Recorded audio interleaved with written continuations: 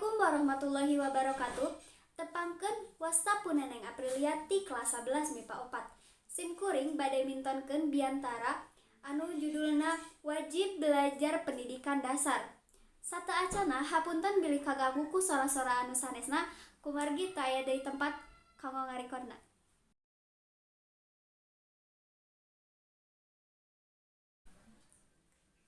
Assalamualaikum warahmatullahi wabarakatuh. Ibu guru bahasa Sunda anu kusim kuring dipika hormat, sareng rerencangan sadaya anu kusim kuring dipika cinta. Langkung tipayun, mangga urang sasarengan panjatkeun puji sinareng syukur ka Allah Subhanahu wa taala. Kumargi nikmat sareng hidayahna, urang tiasa kempal dina tempat ieu. Salawat sareng salam mugia salamina dilungsurkeun ka junjunan urang sadaya Nabi Muhammad sallallahu alaihi wasallam, kapala keluargana, para sahabatna, sareng ka urang sadaya salaku umatna. Amin amin ya robbal alamin.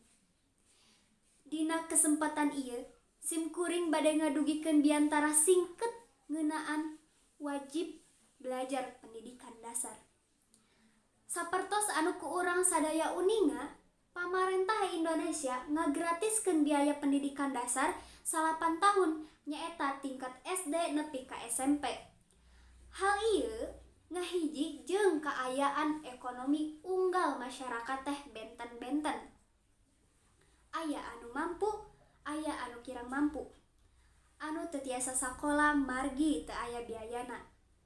Anu janten tujuan pamarentah teh nyaeta ngawajibkeun sadaya warga teh supados palalinter. Bangsa urang bakal sejahtera upami masyarakatna palalinter. Upami bangsa urang bodo, urang moal tiasa ngudag kamajengan negara sejen. Urang oge bakal kalindes ku kamajengan zaman.